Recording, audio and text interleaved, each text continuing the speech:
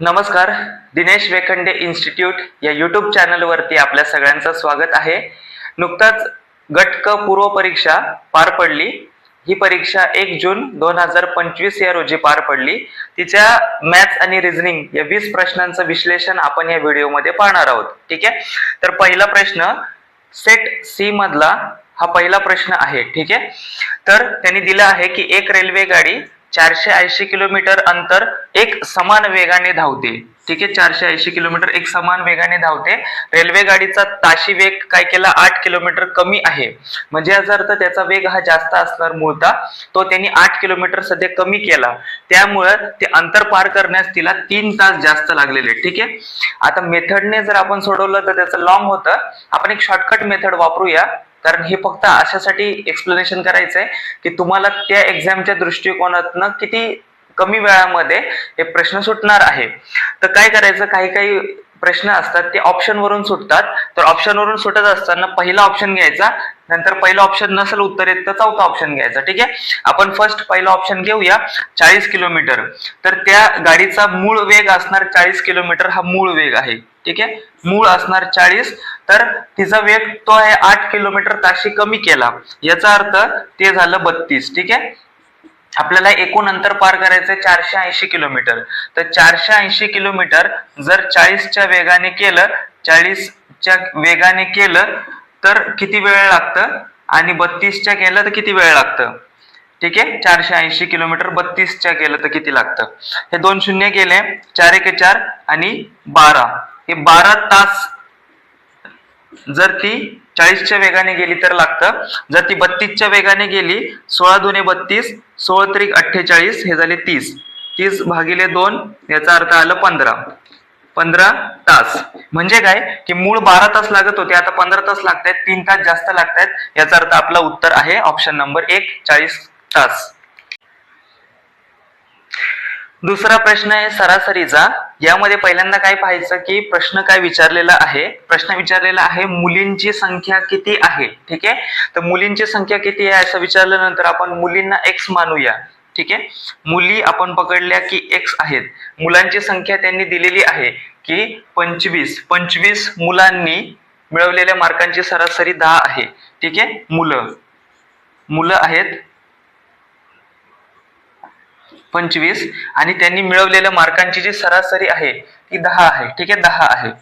त्याच्यानंतर मुलींनी जी काही सरासरी आहे, मुलींची सरासरी आहे 18, आणि एकूण किती झाले, तर एकूण मुलं आणि मुली या दोघांची बेरीज केली आपण तर ते मिळाले आपल्याला x अधिक 25.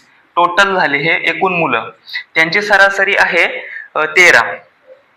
या पद्धतीने आपल्याला लिहायचे. या पद्धतीने लिहिल्यानंतर काय करायचं, एकूण यांची सरासरी. ठीक आहे. बघा, एकूण गुणिले त्याची सरासरी बरोबर मुलं गुणिले सरासरी, कारण मुलांना सरासरीने गुणलं तर एकूण आपल्याला मार्क मिळतात, अधिक मुली आणि गुणिले त्यांची सरासरी. ठीक आहे. अशा पद्धतीने आपल्याला मांडायचंय. एकदम फास्ट पद्धतीने काढायचं असतं.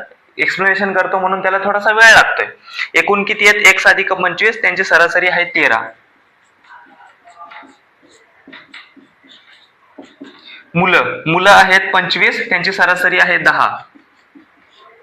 मुली आहेत x, त्यांची सरासरी आहे 18. बघा, 13 x ला केलं तर 13x आले, 13 5 65 चे 5 हात झाले 6, 13 2 26, 26 आणि 6 झाले 32, हे झाले 250 अधिक 18x. ठीक आहे. आता काय करायचं, x एका बाजूला नेलं, संख्या एका बाजूला आणल्या, ते 13x तिकडे गेलं तर 13तून 18x वजा 13x, आणि हे इकडे 325 वजा 250. मग हे दोघांची मायनस केलं तर आपल्याला मिळतात 75, आणि हे मिळतात आपल्याला 5x. मग आपल्याला मिळालं x बरोबर 15. म्हणजे याचा अर्थ काय, आपण x मानले होते, मुलींना x मानलं होतं, जे काढायचं ते आपल्याला मिळालं आपलं उत्तर 15, ऑप्शन नंबर 3. हा 3 नंबरचा प्रश्न आहे. हा थोडासा लेंदी वेळ खाऊ प्रश्न आहे. ठीक आहे, परंतु आपण पाहूया की तो कशा पद्धतीने सॉल्व्ह करायचा आहे. ठीक आहे, बघा एका वर्गामध्ये 40% मुलांना, ठीक आहे 40% आहेत आणि मुलांना शिष्यवृत्ती मिळाली आहे. 50% विद्यार्थ्यांना, म्हणजे हे विद्यार्थी म्हणजे याच्यामध्ये मुलं पण आली मुली पण आल्या, अशा 50% आपल्याला मिळालेले आहेत. ठीक आहे, आणि वर्गामध्ये मुलींची एकूण टक्केवारी 60% आहे. याचा अर्थ काय दिलाय की मुलींची टक्केवारी 60% आहे, त्यापैकी मुलींच्या किती टक्केवारीला शिष्यवृत्ती मिळाली, बरोबर आहे. शिष्यवृत्ती मिळालेल्या मुलींची टक्केवारी आपल्याला काढायची आहे. ज्यावेळेस टक्केवारी असेल अशा कंडिशन मध्ये आपण 100 मानायचे असतात. असं पकडूया की वर्गामध्ये एकूण 100 विद्यार्थी आहेत. तर वर्गामध्ये एकूण 100 विद्यार्थी आहेत, यापैकी आपल्याला त्यांनी एक हिंट दिले की मुलींची एकूण टक्केवारी 60% आहे. याचा अर्थ काय आहे की मुली या 60%, त्याचा अर्थ काय 100 विद्यार्थ्यांपैकी 60 मुली आहेत आणि मुलं ही 40 आहेत, बरोबर.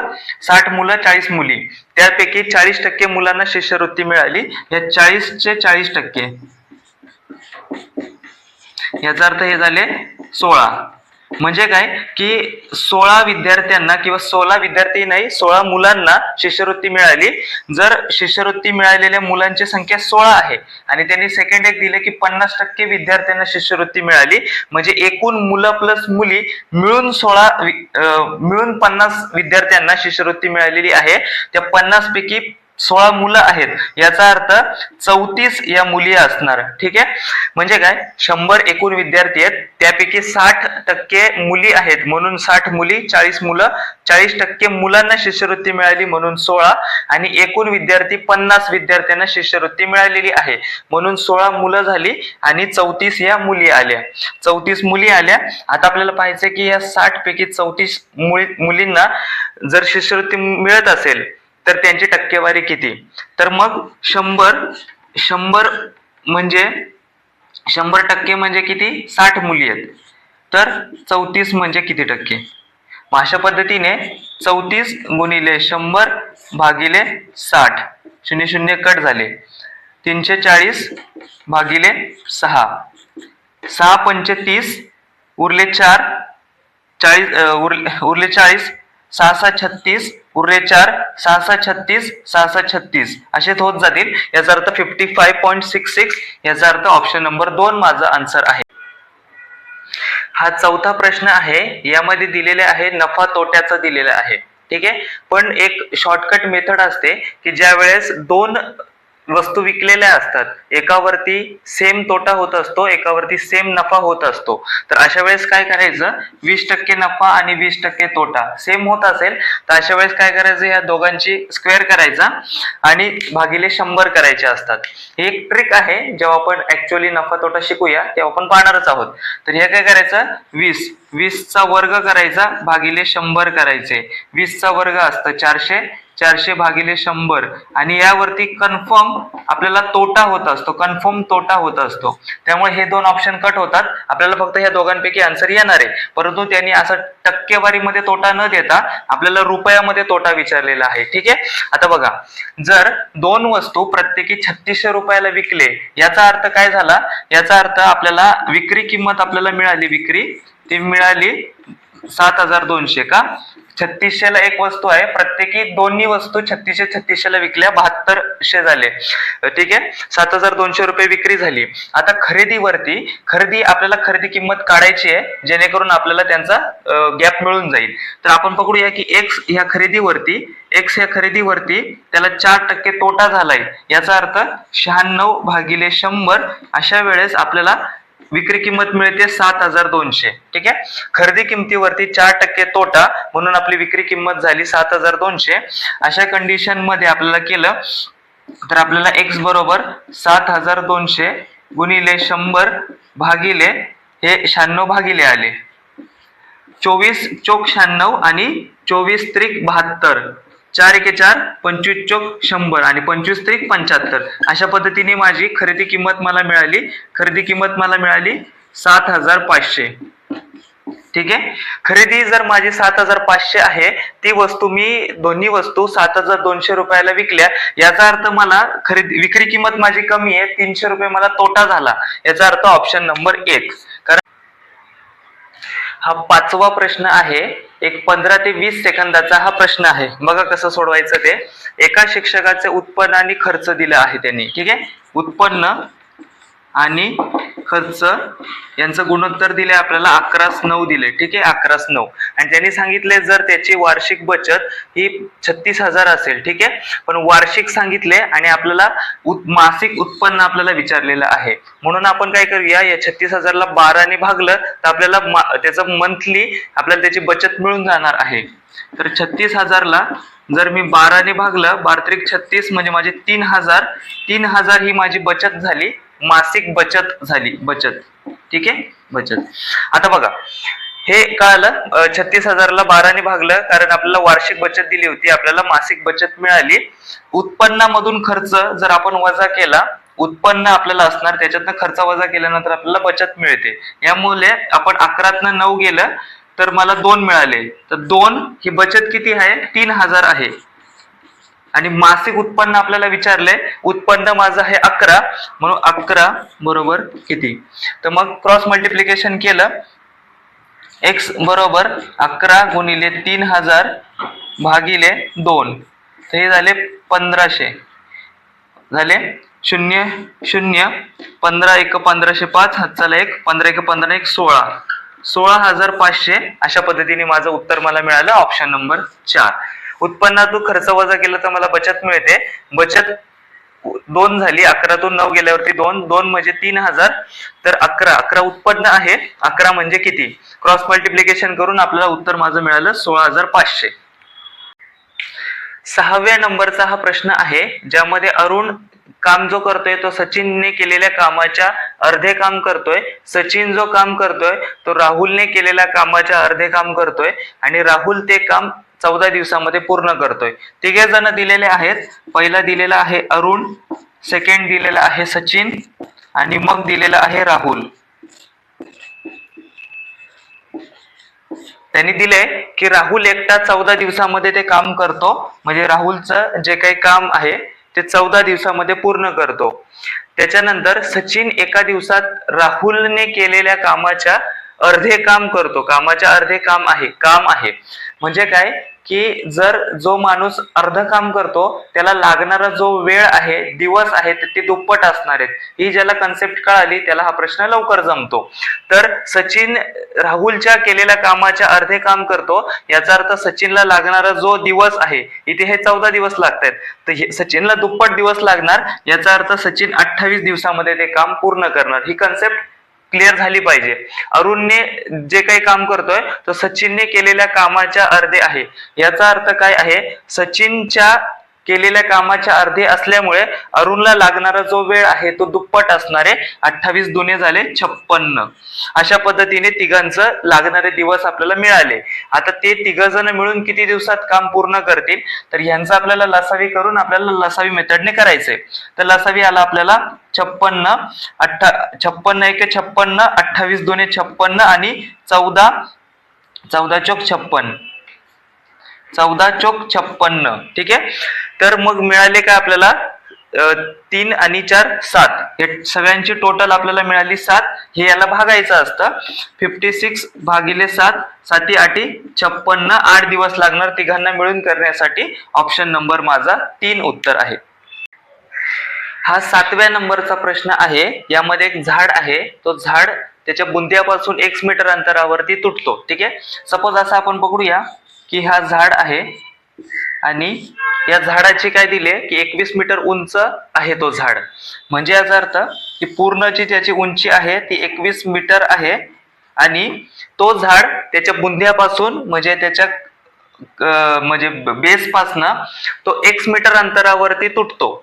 1 मीटर अंतरावरती, इथे असं पकडूया की इथून 1 मीटर अंतरावरती हा तुटला आणि तुटल्याबरोबर हा असा उलटा पडतो आणि हा जमिनीला वरचा त्याचा बुंदा खाली टेकतो.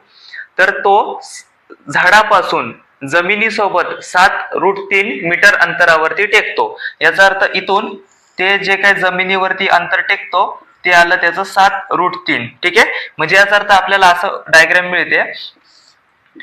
ठीक आहे, हे असं वरती झाड होता, हा झाड इथनं तुटला आणि ह्या अशा पद्धतीने ते खाली टेकलाय. तो टेकल्याबरोबर 7√3 अंतर बनवतो झाडाच्या बेस पासून ते जमिनीवरती आणि x मीटर उंचीवरती तो झाड तुटतो, बरोबर आहे. याची ही पूर्ण उंची आहे 21. हे 21 मधून हा x इथपर्यंत मिळाला, याचा अर्थ ही जी उरलेली जी उंची आहे ती 21 वजा x असणार का, कारण x पर्यंत तुटलाय आणि वरची जी काही ही पूर्ण उंची 21 आहे त्याच्यामुळं 21 मधून x गेले, 21 वजा x आपल्याला मिळालं. ठीक आहे. आता हा काटकोन त्रिकोण आहे. काटकोन त्रिकोण याचा अर्थ काय आहे की कर्णाचा वर्ग बरोबर एका बाजूचा वर्ग अधिक दुसऱ्या बाजूचा वर्ग अशा पद्धतीने असतो. मग कर्णाचा वर्ग बरोबर एका बाजूचा वर्ग अधिक दुसऱ्या बाजूचा वर्ग 7√3 चा वर्ग. ठीक आहे. आता बघा a वजा b चा वर्गाचा फॉर्म्युला आपल्याला इथं वापरायचा आहे. a चा वर्ग म्हणजे 21 चा वर्ग झाला 441 वजा 2ab म्हणजे काय 21 दुने 42 x अधिक b चा वर्ग म्हणजे x चा वर्ग.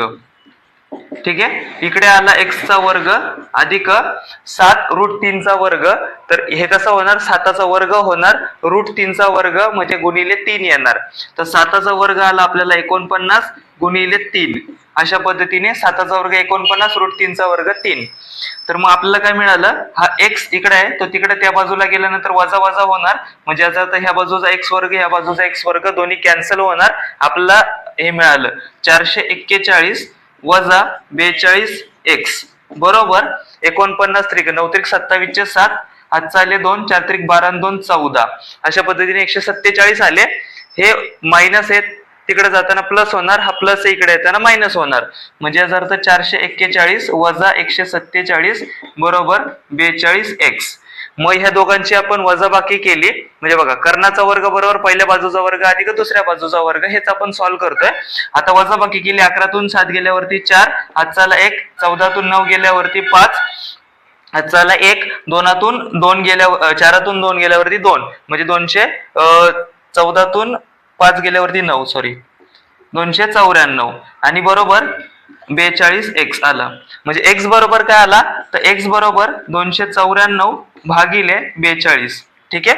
बघा 294 भागिले 42 म्हणजे x बरोबर 42 साते 294, कारण 7 चौक 28 आणि 7 दुने 14 7 येणार.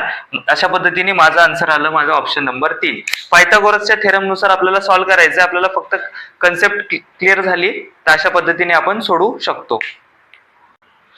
8व्या नंबरचा हा प्रश्न आहे जो की 3D डायग्रामचा दिलेला आहे. यामध्ये आपल्याला विचारलंय की एकूण किती वृत्तचिती तयार होणार आहेत, बरोबर आहे. म्हणजे याचा अर्थ दोन गोष्टी दिलेल्या आहेत. इथे एक गोल दिलेला आहे आणि दुसरं वृत्तचिती काढायचं आहे.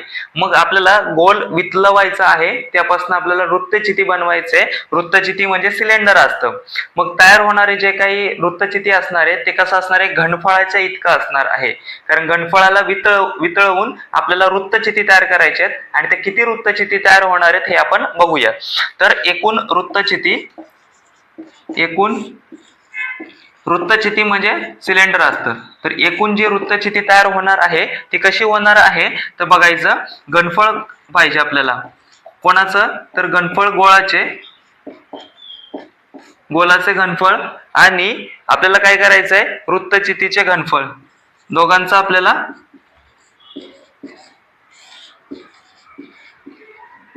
ठीक आहे.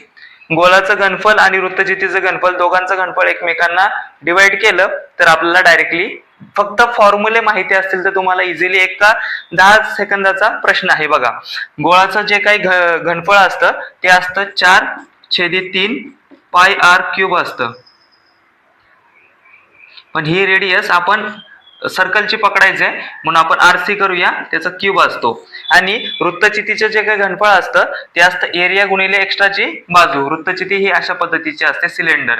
तर मग पाय r चा वर्ग, हा r कशाचा आहे वृत्तचितीचा आहे म्हणून आपण तो हा घेऊया गोलाचा, म्हणून आपण राऊंड घेऊया याला आणि आपण पकडूया वृत्तचिती म्हणजे सिलेंडर पकडूया. आणि पाय r स्क्वेअर इंटू हा h असतो, त्याची हाईट असते. फक्त आपल्याला दोन घनफळ आपल्याला माहिती पाहिजे, जी काही त्याचे रेडियस आहे वेगवेगळे रेडियस असणार आहेत, त्यामुळे आपल्याला त्यांचे रेडियस एक पकडता येणार नाही. गोलाची रेडियस ही वेगळी असणार आहे, घनफळाची वृत्तचितीच्या घनफळाची रेडियस ही वेगळी असणार आहे. मग आपल्याला फक्त फॉर्म्युला माहित असेल तर फॉर्म्युल्यावरून आपण आन्सर काढूया. बघा पाय आणि पाय कॅन्सल झाला. ठीक आहे, आता आपण व्हॅल्यू पुटअप करूया. 4/3 पाय पाय कॅन्सल झाला r. आता जो काही गोलाचा आहे त्याचं जे काय आहे 30 सेंटीमीटर त्रिज्या दिलेली आहे, म्हणून 30 गुणिले 30 गुणिले 30 भागिले, आता याची जी काही रेडियस आहे ती दिली आहे 10 आणि हाईट दिली आहे 4. ठीक आहे, रेडियस दिली आहे 10 आणि हाईट दिली आहे 4. बरोबर. आता बघा हा शून्य गेला, हा शून्य गेला, हा शून्य गेला, हा शून्य गेला, हा 4 आणि हा 4 कॅन्सल होणार आणि आपल्याला काय मिळालं, हे खालचं 3 आहे, 3 एक 3 असं आपल्याला मिळून गेलं. बरोबर. बघा आता काय काय उरलंय, आता हे उरलंय 3 आणि 30, म्हणून 3 गुणिले 30 अशा पद्धतीने माझं एकूण 90 मिळालं. फक्त दोन फॉर्म्युले आपल्याला माहिती असतील, 4/3 पाय आर क्यूब आणि पाय आर चा वर्ग गुणिले h. इथे दोन्ही रेडियस वेगवेगळे आहेत, गोलाची रेडियस वेगळी आहे, वृत्तचितीची रेडियस वेगळी आहे. मग आपण फक्त अशी व्हॅल्यू पुटअप केलं, पाय पाय कॅन्सल केलं. इथं 30 चा घन होता म्हणून 30 गुणिले 30 गुणिले 30, इथं r चा वर्ग होता 10 गुणिले 10 आणि इथं हाईट त्याची दिली 4. हा खालचा 4 हा वरचा 4 कॅन्सल झाला, हे 2 शून्य कॅन्सल झाले, 3 एक 3 कॅन्सल झालं आणि मला फक्त 3 आणि 30 उरले, म्हणून माझे उत्तर आले 90. अशा पद्धतीने ऑप्शन नंबर 3.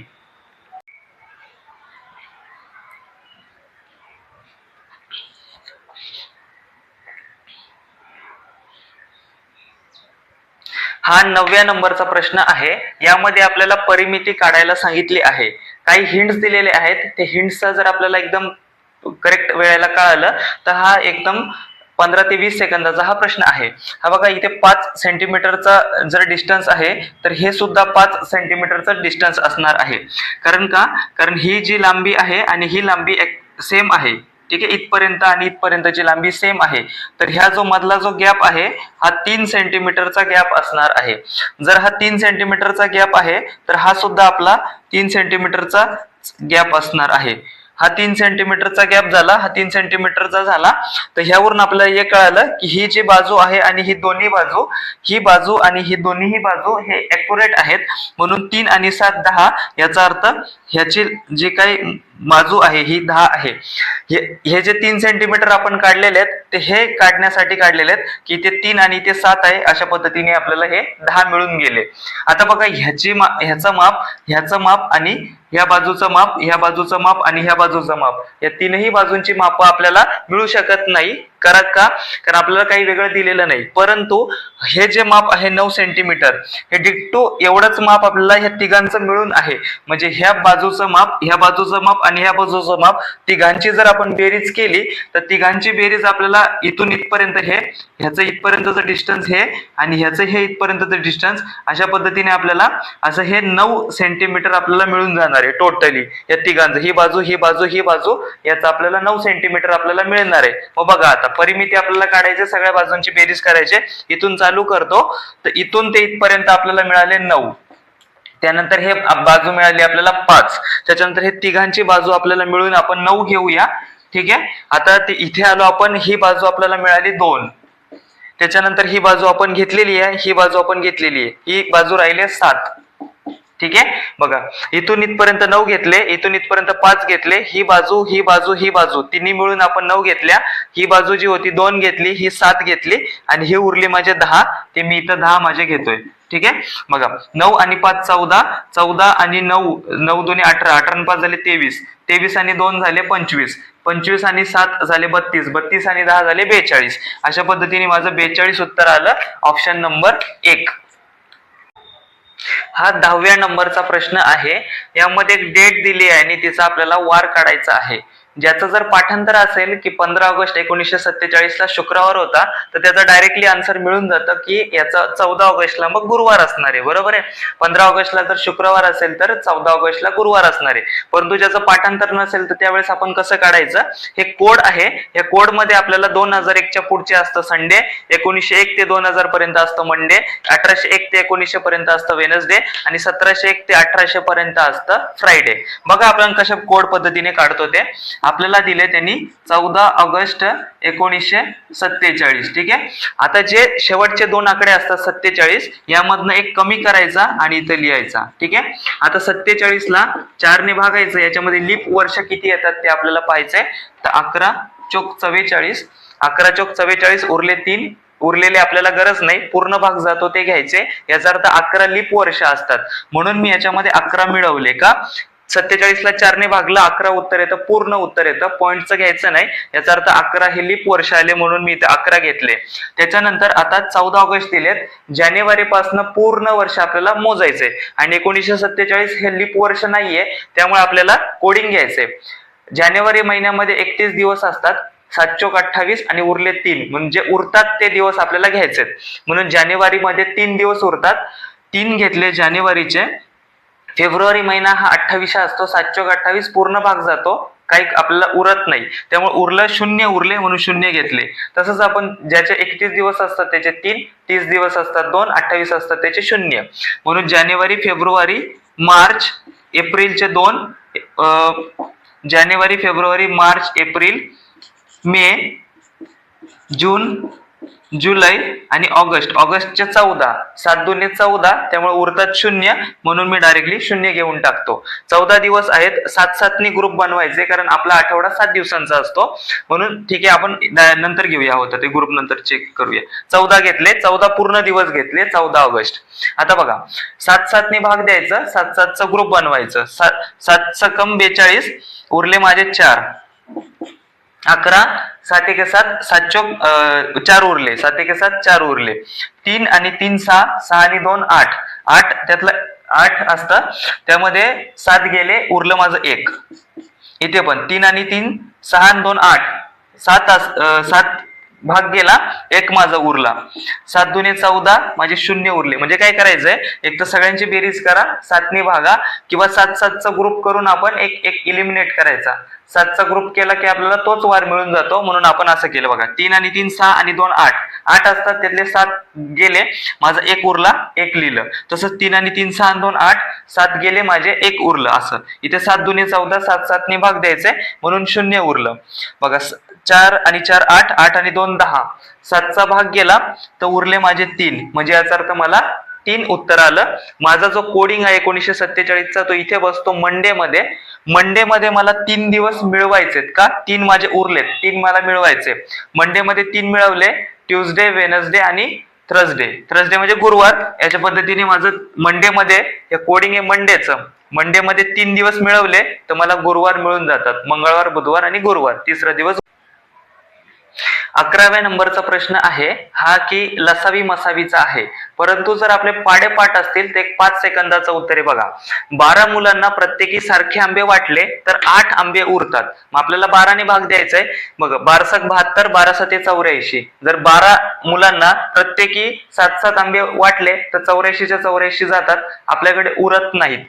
12 72, 8 उरतात. ठीक आहे, इथे माझं उत्तर मिळतंय. आणि 14 पंचे 70, 10 उरतात, इथे आपल्याला उत्तर मिळते. बघा 12ला 12 7 84 पूर्ण भाग जातो. 12 72, 4 उरतात, आपल्याला 8 उरले पाहिजेत. 12 72, 2 उरतात, आपल्याला 8 उरले पाहिजेत. अशा पद्धतीने जस्ट 12चा पाडा पाठ असेल तर 5 सेकंदामध्ये उत्तर मिळतं, पण आपण आपल्या लसावी मेथडने काढूयात.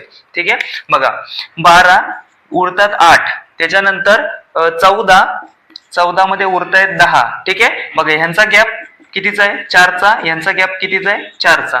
बरोबर आहे, दोघांचा गॅप 4-4चा आहे. मग आपण काय करूया, 12 आणि 14चा लसावी घेऊया. 12 आणि 14चा लसावी घेऊया. 12 पंचे 60, 12 72, 12 7 84. ठीक आहे, 12 7 84 आले. आणि 14 पंचे 70, 14 6 84 आले. बरोबर, 84 आले. म्हणजे काय, या दोघांचा जो काही लसावी आहे तो लसावी माझा 84 आहे. आणि हा जो मी काय गॅप काढलाय 4, या 84 मधून तो 4 वजा केले तर माझं उत्तर मला मिळालं 80. अशा पद्धतीने ऑप्शन नंबर 2 आहे. परंतु जरी पाठ असेल तर बघा 12 72, 8 उरतायत.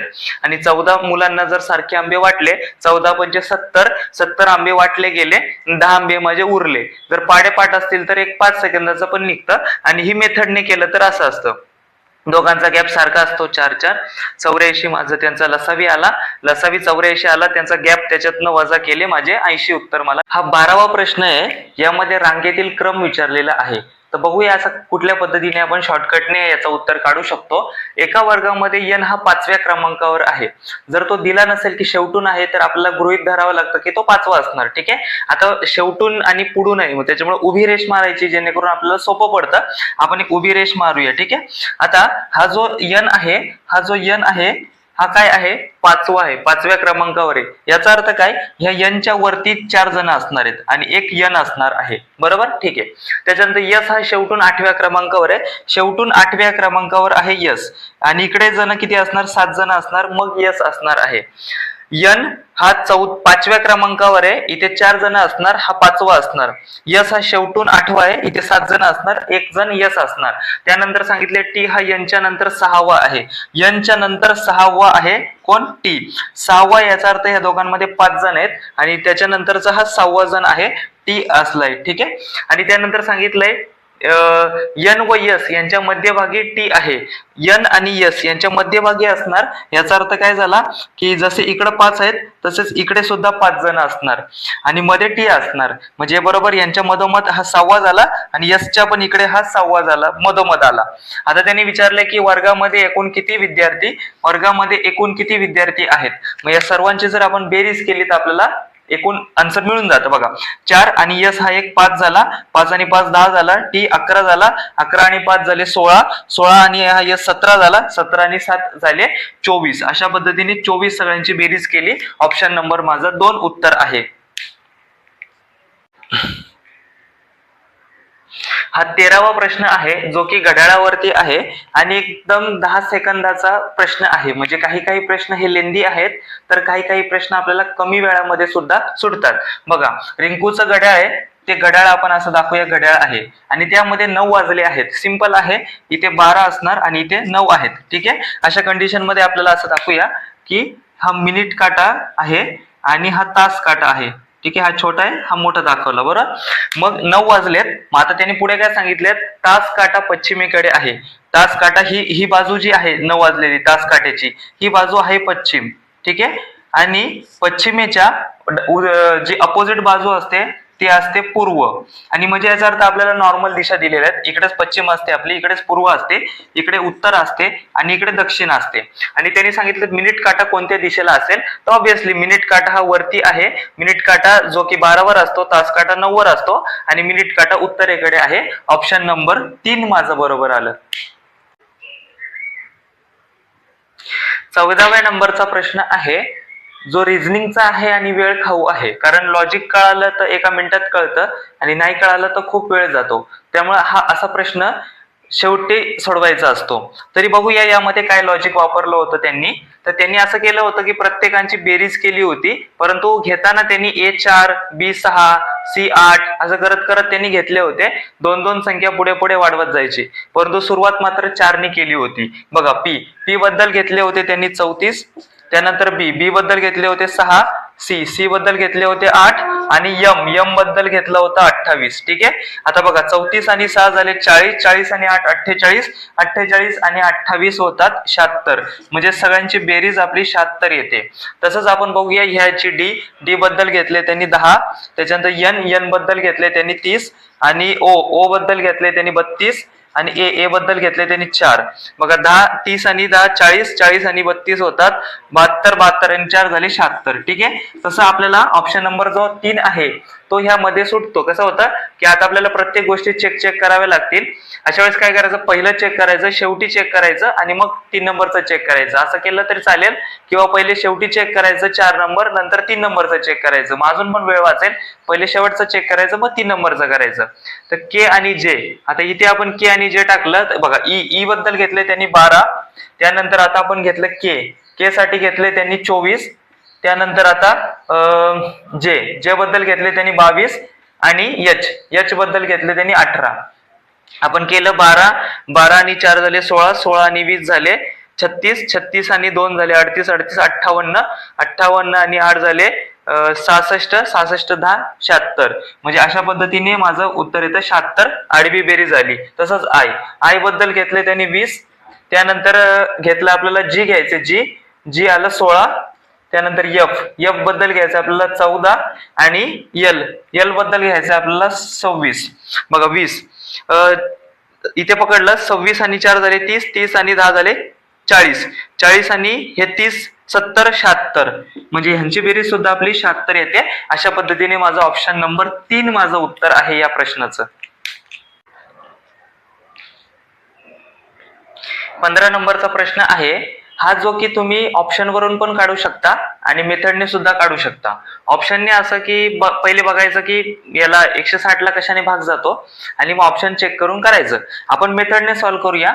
असं पकडूया की सुरुवातीची जी काही किंमत आहे, मूळ किंमत, ती मूळ किंमत आपली जी आहे ती आपण x मानली. ठीक आहे. आता त्यामध्ये 20% आपली घट झाली आहे. ठीक आहे. मग आता सपोज x मध्ये 20% घट झाली, याचा अर्थ काय झाला, 80/100 असतं, बरोबर. मग आता हे किती येणार, हा 00 कॅन्सल झाला आणि 0.8x ही जी काही नवीन किंमत आहे, म्हणजे मूळ किंमत आपण x मानली, त्या किमतीमध्ये 20% घट झाली म्हणून 0.8x आला. ठीक आहे. आता ही किंमत कमी असल्यामुळे याच्यामध्ये जास्त आपल्याला साखर मिळणार आहे. मग आपण काय करूया, बघा ही माझी किंमत 160 ला मी 0.8 ने मी भागलं, 0.8x ने भागलं का, कारण ह्यामध्ये मिळणारी, ह्या किमतीमध्ये मिळणारी एकूण किलो साखर ते मग आपली मूळ जी किंमत आहे x, ह्या x मध्ये मिळणारी जी काही साखर आहे, या दोघांचे जे काही फरक आहे तो आपल्याला 2.5 किलो आहे. का, कारण माझी मूळ किंमत जितकी होती त्याच्या किमतीमध्ये मी 20% घट केली, त्यामुळे मला 2.5 किलो साखर जास्त मिळते. अशा पद्धतीची ही मांडणी आहे. ही कन्सेप्ट ज्याला कळाली त्याला हा प्रश्न सुटतो. म्हणजे काय केलं, पहिले मूळ किंमत होती त्याची 20% कमी केली, ही कमी केल्यामुळे याच्यामध्ये जास्त साखर मिळणार आहे म्हणून ती पुढे घेतली. ठीक आहे. आता बघा हे क्रॉस मल्टिप्लिकेशन केलं, 160x वजा हा 16 8 × 48 8, 8 चाले 4, 8 × 8 = 4, 12, 128. ठीक आहे. हा एक पॉइंट गेला. अशा पद्धतीने 128x मला मिळाले आणि खाली 0.8x चा वर्ग झाला. अशा पद्धतीने मला माझा आन्सर इथपर्यंत मिळालं. ठीक आहे. असं मिळालं. आता बघा ह्या दोघांची मी वजाबाकी केली तर मला मिळाले 32x आणि हा जो खालचा आहे 0.8x याला इकडे मी गुणाकारामध्ये घेऊन जातो. ठीक आहे. तर ते मला मिळाले 25 8 200 आणि 2 पॉइंट गेले माझे म्हणून 2च उरले, 2x. म्हणजे काय झालं, ह्या दोघांची वजाबाकी केली, मला 32x मिळालं. हा 0.8x इकडे नेला मी, ह्या दोघांचा गुणाकार केला, 25 8 झाले 200 आणि 2 पॉइंट कट झाले, कारण 2 पॉइंट होते, मग त्याच्यामुळे 2 शून्य कट झाले. हा मला मिळाला x चा वर्ग. आता बघा 32 ला गुणिले x आहे, तो गुणिले x इकडे जाणार, ह्याला 2 गुणिले आहे तो 2 इकडे भागाकारामध्ये येणार, म्हणजे 32/2 बरोबर हा x तिकडे जाणार, x चा वर्ग भागिले x. ठीक आहे. आता बघा 16 32/2 16 आणि x चा वर्ग भागिले x बरोबर x, म्हणजे याचा अर्थ माझी मूळ किंमत मला मिळाली 16. अशा पद्धतीने माझं मेथडने जरी सोडवलं तरी मला एक 4 स्टेप मध्ये आन्सर मिळतं. मूळ किंमत ही माझी x होती, त्याच्यामध्ये मी 20%ची घट केली म्हणून 0.8x आलं. या दोघांना मी भागलं, त्यांची वजाबाकी केली कारण याच्यामध्ये 2.5 किलो साखर जास्त मिळते. क्रॉस मल्टिप्लिकेशन करून फक्त सोडवलं, एक 2 स्टेप मध्ये माझा आन्सर मला मिळून गेलं. हा पुढचा प्रश्न आहे जो की रिझनिंगचा आहे आणि अतिशय सोपा आहे. बघा काय दिलंय, ह्या मधल्या ब्रॅकेट मध्ये त्यांनी 70 दिले आणि ह्या चारही संख्यांची बेरीज केली तर 70 येते. तसंच आता ह्या बाहेरच्या संख्यांची बेरीज केली तर मला 70 यायला पाहिजे. अशा पद्धतीने आपल्याला ऑप्शन आपल्याला निवडायचं आहे. तर 16 आणि 13 झाले 29, 29 आणि 9 झाले 38, 38 10 48 झाले. मग आपल्याला ह्या तिघांची बेरीज केली 48, आपल्याला सगळ्यांचे 70 पाहिजे. मी 48 वजा करतो आणि मग मला अशा पद्धतीने मिळतात 22. म्हणजे 22 जर या प्रश्नचिन्हाच्या जागी 22 संख्या असती तर ह्या चारही संख्यांची बेरीज आपल्याला 70 मिळाली असती. अशा पद्धतीने माझा ऑप्शन नंबर 4 माझं उत्तर आहे. हा पुढचा प्रश्न आहे जो की नातेसंबंधावरती दिलेला आहे. बघा यम आणि यन हे दोघे भाऊ आहेत. ठीक आहे. मग आपण काय करूया, यम आणि यन ला भाऊ दाखवूयात. दोघे भाऊ आहेत त्यामुळे दोघेही मेल आहेत. ठीक आहे, मेल आहेत. क्यू आणि आर, आता इथे काही नाहीये म्हणून आपण पुढचं वाक्य वाचूया. यम चा मुलगा हा आर चा भाऊ आहे. ठीक आहे. यम चा मुलगा काही नाही दिला आपल्याला, ठीक आहे, कोणतरी असणार आहे तो, जो की आर चा भाऊ आहे, ठीक आहे, आर चा भाऊ आहे, म्हणजे याचा अर्थ आर हा मेल असणार आहे, आर आपल्याला अजून माहिती नाही, आर चा भाऊ आहे, आणि क्यू आणि आर ह्या बहिणी आहेत, म्हणजे याचा अर्थ दोन्ही पण बहिणी आहेत, म्हणजे याचा अर्थ क्यू पण फिमेल आहे आणि आर पण फिमेल आहे, दोन्ही बहिणी आहेत, पण आपल्याला एम चा मुलगा अजून आपल्याला दिलेला नाही आहे. तर त्यांनी सांगितलं एन चे ठीक आहे, एन चे क्यू बरोबर नाते आपल्याला काढायचं आहे. एन चे म्हणजे याचा अर्थ एन चे क्यू बरोबर, म्हणजे एन हा मेल आहे म्हणून एन हा क्यू चा, अशा पद्धतीने नातं शोधायचं असतं की एन चे क्यू बरोबर नाते, एन हा क्यू चा काका लागेल का, कारण हा वडिलांचा भाऊ आहे. अशा पद्धतीने माझा ऑप्शन नंबर 4 काका मिळालेला आहे मला. पुढचा जो प्रश्न आहे तो वृत्तलेखावरती दिलेला आहे, आणि वृत्तलेखावरती देत असताना त्याने डिग्री मध्ये दिलेला आहे, पर्सेंटेज मध्ये दिलेला नाहीये. जर पर्सेंटेज दिले असते आपण 100 घेतले असते, आता इथे डिग्री आहे त्यामुळे आपल्याला 360 घ्यावं लागणार आहे. त्यांनी सांगितले कुटुंबाचं मासिक खर्च दाखवलेला आहे आणि त्यांचं मासिक खर्च 46,800 आहे. तर त्यांनी सांगितले की कपड्यांपेक्षा अन्नधान्यांवरती खर्च किती जास्त आहे, याचा अर्थ ह्या दोघांमधला आपल्याला फरक काढायचा आहे. मग कपड्यांपेक्षा अन्नधान्यांवरती किती खर्च जास्त आहे, मग ह्या दोघांच्यातला आपल्याला फरक काढावा लागेल. 144 आणि 76 मधला फरक जो आहे, 144 आणि 76 मधला फरक आपल्याला काढायला लागेल. तर आपण केलं 14 6 गेले 8, हाताला 1 68, म्हणजे आपल्याला 68 डिग्री फाइंड आउट करायचंय. कपड्यांपेक्षा अन्नधान्यांवरती 68 डिग्री जास्त आहे, ठीक आहे. आता हे डिग्री मध्ये दिले म्हणून 360 घ्यायचे असतात. 360 डिग्री बरोबर 46,800, तर 68 डिग्री बरोबर किती, मग x बरोबर 46,800 गुणिले 68 भागिले 360, शून्य गेले 36 एक 36 उरले 10, या 46 मधले उरले 10 आणि वर 8 आले, 108 झाले, 36 त्रिक 108 आणि हा शून्य उरला तो शून्य लिहिला. आता बघा शून्य जसाच्या तसा लिहिला, 13 8 4 दशे 4 आले, 10 आजचा उरला, 13 78 78 आणि 10 88, याचा अर्थ आपला 8840. ऑप्शन नंबर माझा 1 उत्तर बरोबर आहे. पुढचा प्रश्न आहे जो की रिझनिंग वरचा आहे आणि आपल्याला अतिशय सोप्या पद्धतीचा हा प्रश्न आहे, अगदी म्हणजे मार्क सगळ्यांनाच मिळणार आहे यावरती. y चा वर्ग बरोबर 4 दिलेला आहे. बघा y च्या वरती b आहे आणि b चा आकडा 2 आहे आणि 2 चा वर्ग त्यांनी केलेला आहे 4, म्हणून इथे 4 आलेला आहे. तसंच v इथे आहे, v च्या वरती e दिलेला आहे, हा e आहे आणि e चा जो काही नंबर आहे तो 5 आहे. v च्या वरती e आहे, e चा नंबर आहे 5 आणि 5 चा वर्ग म्हणून 25, कारण इथे 2 चा वर्ग 4 घेतलाय, तसा इथे 5 चा वर्ग 25, म्हणून माझा ऑप्शन नंबर 2 उत्तर आहे. हा शेवटचं उदाहरण आहे, रिझनिंग वरती आहे आणि अंक मालिकेवरती हा प्रश्न विचारण्यात आलेला आहे, ठीक आहे. बघूया आता हा उदाहरण आपण कसं सोडवायचं ते. आता बघा त्यांनी उन्नतीसाठी जसं आहे तसंच घेतलेलं आहे. यू साठी घेतलेलं आहे 21, त्यानंतर n असतो 14, त्याच्यानंतर ए साठी घेतला 1, टी साठी घेतलाय 20 आणि आय साठी असतं 9. अशा पद्धतीने तर त्यांची बेरीज केली, 4 ने 1 5, 5 ने 4 झाले 9, 9 10, 10 19 9, हातचाला 1 4 आणि 3 झाले 7, म्हणजे 79. अशा पद्धतीने उन्नतीची जर बेरीज केली तर 79 येते. तसंच उत्कर्षाची जर बेरीज केली, यू चा आला 21, टी असतं 20, के असतो आपला 11, ए असतो 1, आर असतो आपला 18, त्यानंतर यस असतं आपलं 19 आणि एच असतं आपलं 8. या सगळ्यांची जर बेरीज केली आपण, 1 आणि 1 2 3, 8 न 3 11, 11 न 20, 20 8 28 चे 8, आज चाले 2, 2 न 2 4, 4 आणि 5 6 7, 7 आणि 2 9, म्हणजे 98. हे सगळं माझी त्यांची बेरीज केली. जर उत्कर्षाची सगळी बेरीज केली, फक्त दिलेली संख्याच आपण वापरलेली आहे, 98 येतात. अशा पद्धतीने ऑप्शन नंबर 4 माझं उत्तर येतं. तुम्ही क्वेश्चन पेपर चेक करा आणि तुमचा किती स्कोर येतो हे कमेंट मध्ये नक्की कळवा.